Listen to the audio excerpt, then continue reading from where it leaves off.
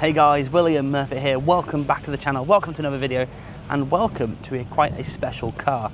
Now behind me is the RML GTH. I'm going to have a chat with Paul, who I believe is the CEO of the company, and we'll go through and discuss this vehicle. But what an incredible car this is. Fully carbon. I'm not going to go too much in detail because we're going to go through the car in a little chat style video. So I absolutely love this. It stands out from the crowd for me 100%.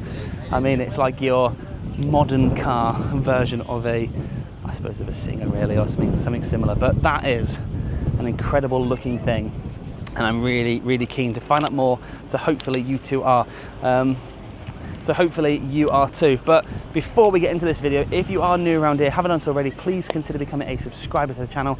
You hit that button down below, it's completely free to do, and I get the opportunity to speak to amazing owners of manufacturers, of car builders, of the owners, and all sorts, and come to car shows like this and have a great day. So I am at the Bolesworth International Horse Show today, and hope you join me for this and other videos.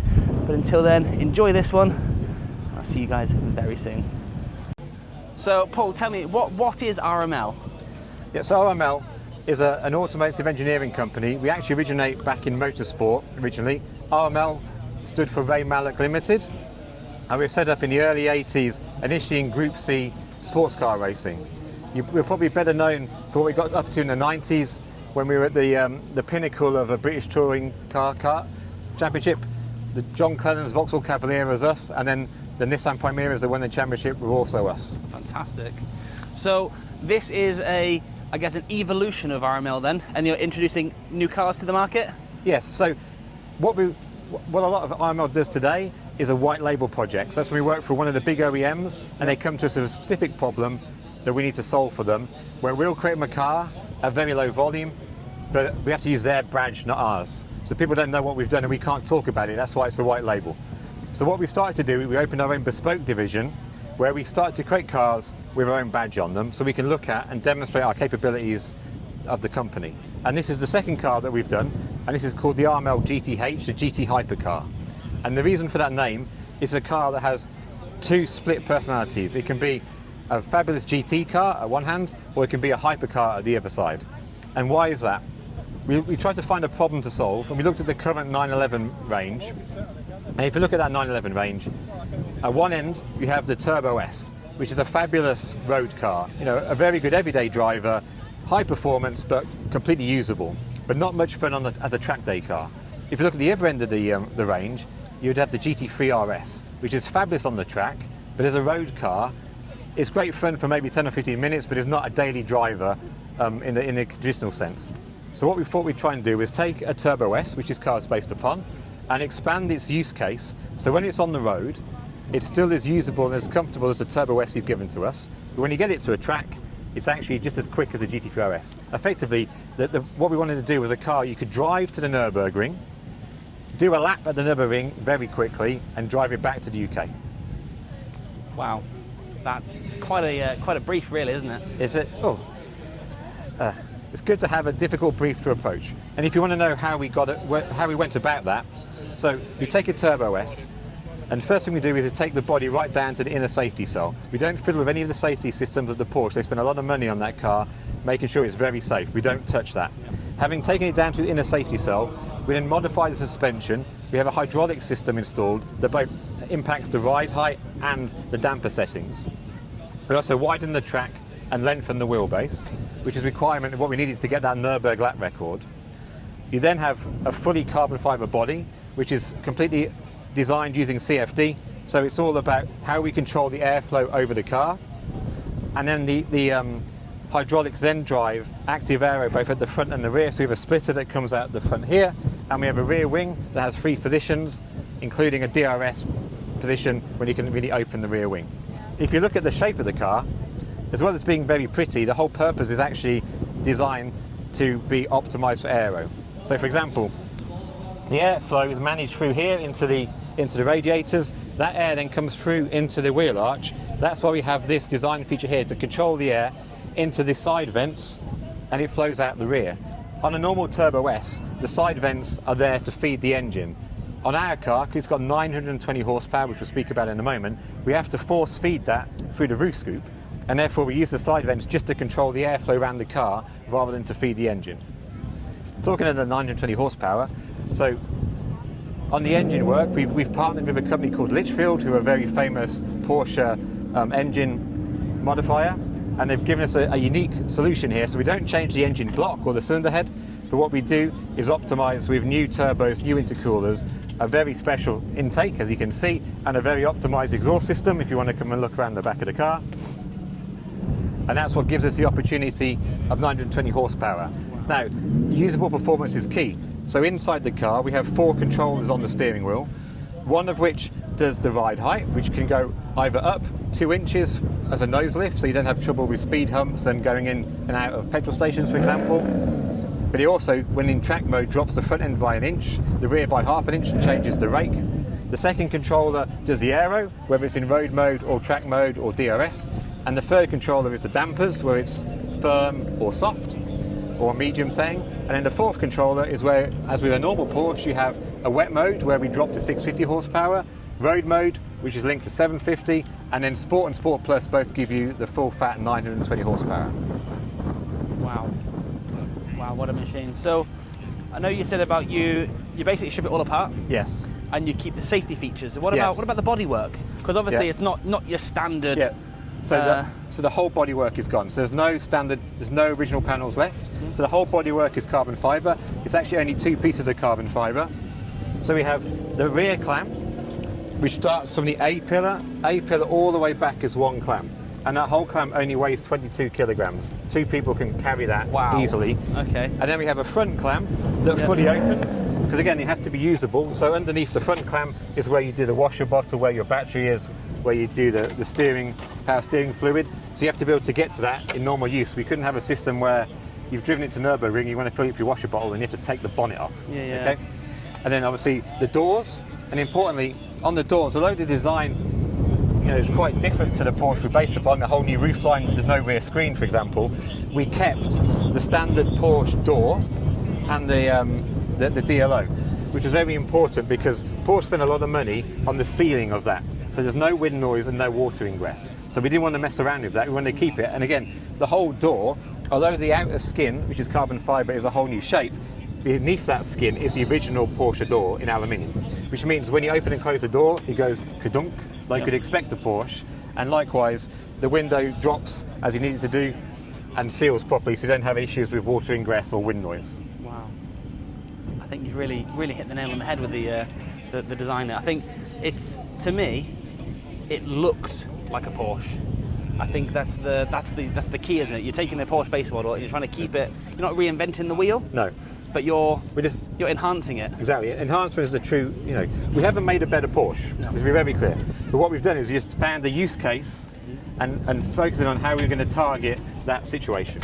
Yeah. And again, some of the silly things, we're looking at how to make sure this car is usable. So we did a lot of track tests. Everything was done digitally. We did it all. We scanned the car. We built the CAD model. The CAD model then drove the aero models, and then that drove the chassis simulation models. What we then used that for, we used Tom Chilton, one of the British touring car drivers. He was our track tester. So he then did driving at the track to make sure what the computer said matched what his backside felt when he was driving the car.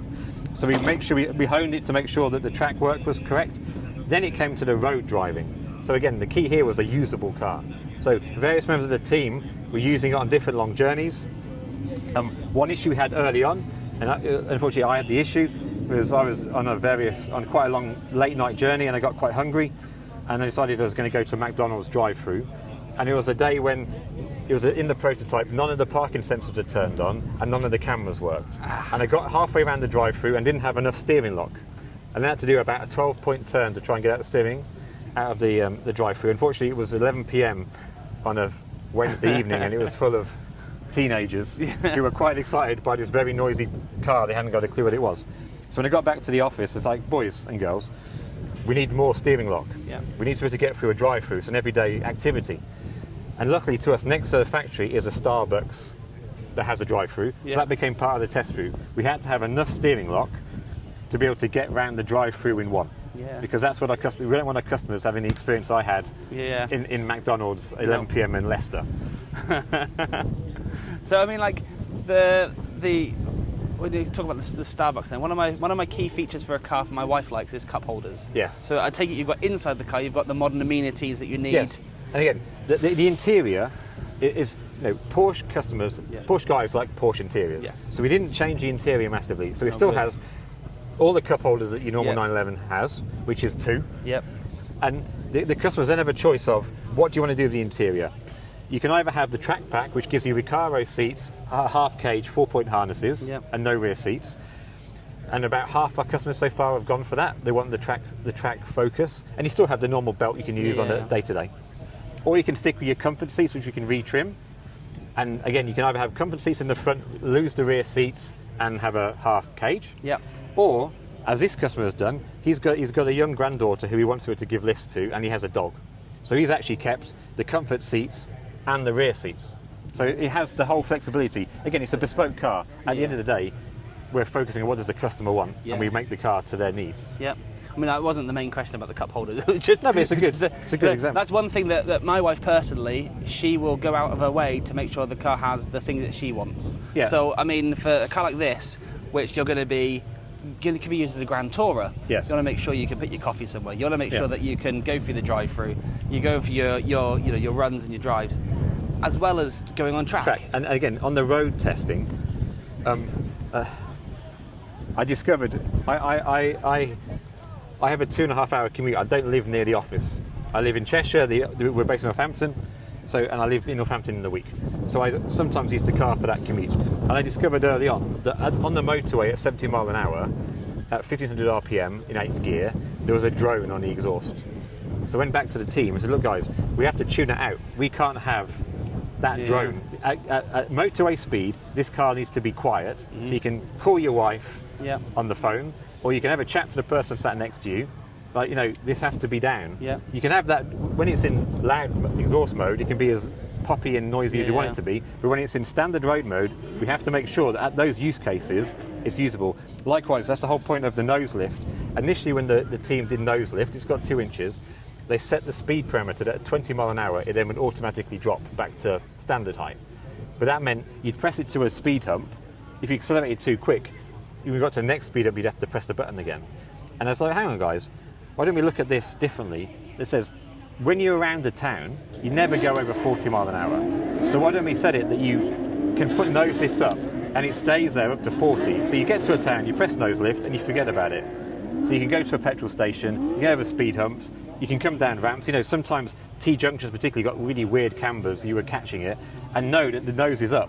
The minute you get out of town, put your foot down, it'll automatically drop to a more sporty stance. Absolutely. So I mean, the car looks incredible, and it's got some really cool little features on it. And even when you start looking around, even the way the back bumper blends into the carbon, I really like that. What's your favourite feature? Given this is your baby, really. What's your favourite feature on the car? No one has ever asked me what my favourite feature is. Actually, that is a good question. Let's have a quick look.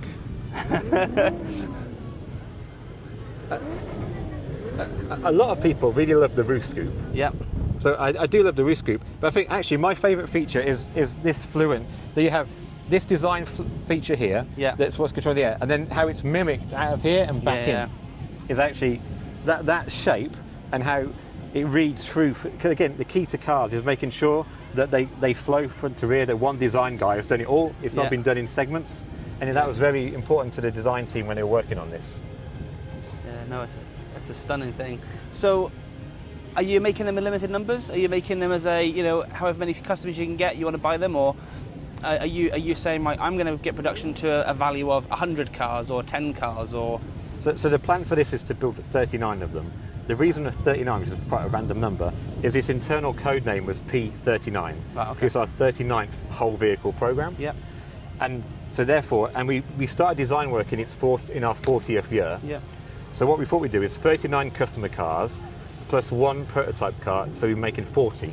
So 40 cars in total to match the 40th anniversary, 39 customer cars to match the fact it's called P39. Fantastic. And you're looking at car 7 here. Okay. And have you say you got some customers already that have ordered various variants of? Yes.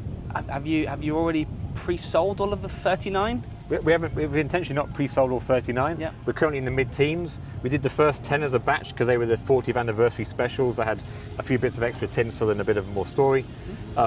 We started our original focus with UK sales and then US. We've just delivered our first car into the Middle East. I'm expecting once that's landed on the ground, it'll start to grow more interest. Likewise, we've just done a deal in Canada with a Canadian dealer who's going to start pushing the car. At the moment, as I said, we're into the teens. The volume mix is the majority of US. It's a big US type of car. Yeah. Then UK.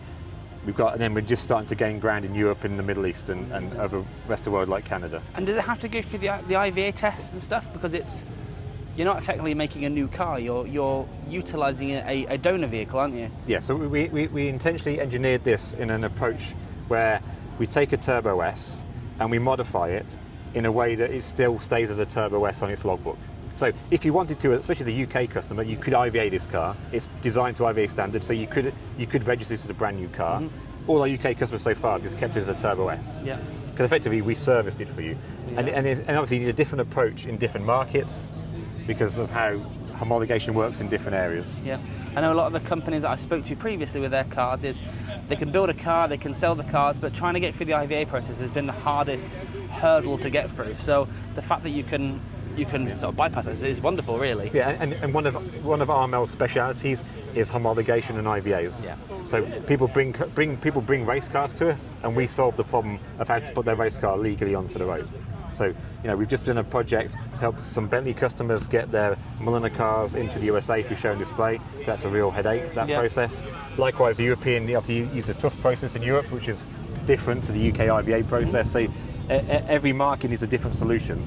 Yeah. And that is one of our specialities. Again, the whole point of this product is to show what we can do. So it shows how good our paint capability is. It shows how good our engineering is. How good our assembly and manufacturing. We're the guys who all this has been done in house. We didn't do the engine in house. We could have done, but we chose to use Litchfield because they're a very recognised partner. Absolutely. They've got a huge reputation. So yes. I guess the last question then really is, if I was to come and purchase one of these, what is the process of doing it? And how much will it cost? Always the important question. Always the important question. The basic process is, you're going to give to me a Turbo S donor car that's registered in your name. Now, if you haven't got a Turbo S, I will help you find one, but it needs to be your car before you give it to us. Mm-hmm. When it comes into us, we do the process I spoke about. In terms of price, obviously it's a bespoke vehicle, yeah, exactly. So it could be anything. It could be anything. The base price is £520,000 plus your donor car. Now, that 520 gets you the car you're looking at today, so with the full carbon body, with the engine work, with all the suspension. The real bespokeness is what do you want to do on the interior, how fancy do you want to go on the paintwork, how much visual carbon do you want, because obviously a visual carbon finish is a lot more expensive than a non-visual carbon because of the complexities of manufacture. So really the bespoke element is all about tweaking it to your needs. The 520k gets you the solid base car that is perfectly great on its own. Yeah, I mean, I think you're saying about the colour combinations and stuff. I think the green and the carbon, it's subtle, but yet it's so effective. Like, it stands out from the crowd 100%. Yeah, we had quite a banner. It's only car 7. We've got car 8, 9, and 10 and 11 all in production. The next car after this is in a really great colour flip. So it's visual carbon with a tint on it. Right. So it's in some angles pure visual carbon, other angles it's coloured. Wow. The car after that is in Viper Green. Yeah. Then the car after that is in Dark Olive. We've already done a couple in bright red. One of the early cars was white with gold. Yeah. The first car was purple. That was a beautiful spec. So there's the whole point of a bespoke car. There's such bandwidth. There's so much fun to be had when you're speccing your car. Yeah. So I guess if I was to say, I love this. This looks amazing. I want the exact same car, same colour combination, same wheels, same everything. Would you produce that again for me, or would you say, no, we need to make sure that the bespoke car stays bespoke to that vehicle and that owner? And I think the answer to that will depend on the customer. Yeah. Now, certain customers, for example, the car is the purple car. We created that purple specifically for them. That's their purple. Yeah. So no one else can have that colour. And they paid extra to have a colour that was bespoke. Yeah. Other customers have had us. This is a Bentley colour, Viridian green, lovely colour. So if someone else said, I saw that green car, I'd really like to copy it, I would say, well, of course I can paint your car in Viridian green, But what we'd work with that customer is, well, what can we do to tweak it slightly to make it bespoke to you, rather than exactly the same. Let's have a look at how do we do the wheels and the brake calipers. Maybe we want to match the wheel to be green like the car, for example. Maybe we want to take the calipers to be blue or silver. And where should we put the visual carbon, where should we not? So I'd always try to find ways subtly to ensure every car is individual, even if it's still generally the same theme. No, ideal. And I suppose the last thing is, how do we find you? Are you on social media, websites? Yeah, hopefully you find us everywhere. Yeah. So RML Group, you'll find us on Instagram, social media. There's quite a lot about us on Wikipedia, our own website. Again, we've been on a bit of a journey. We were very secretive maybe a few years ago. We spent the last couple of years trying to come out of the shadows. The part of this project is to come out of the shadow and show exactly the capabilities of the team I have back in Wellingborough. Yeah, fantastic. Well, Paul, thank you so much for your time. No problem. It's been great. Pleasure, and I wish you every bit of success for this car because it looks phenomenal, and I think I cannot wait to see 39 of them driving on the open road and being used. Super. Cool. So what do you think? Massive thank you to Paul and the RML Group for showcasing and showing and sharing that wonderful GTH, the GT Hypercar. What an incredible vehicle, fully carbon, super lightweight, super powerful, and one that, if you can afford it, would be absolutely amazing to add to any collection. I've been really blown away by the quality of the build, the stats, the performance, how good this car can be both on track and on the road. It caters for a whole heap of audiences and just an amazing vehicle. So I say, if you are in the market to buying something like that, that could be the one, and it looks incredible. So head over, check out their social platforms, RML Group. They're on all the platforms, as Paul said towards the end. And if you are looking at buying one, well, congratulations. They are an amazing piece of machinery that you'll be very, very happy with. From me, that's all for this video. Thank you so much for watching. If you have enjoyed it, hit that thumbs up button, comment down below, and if you haven't done so already, please consider becoming a subscriber to the channel. It really does mean a lot to me, and it's completely free to do. So until next time, thank you for me, and thank you for Paul and RML, and I'll see you all in an upcoming video. There's plenty more to come from Bolesworth, and I'm really looking forward to what's coming next. Thanks for watching. Take it easy.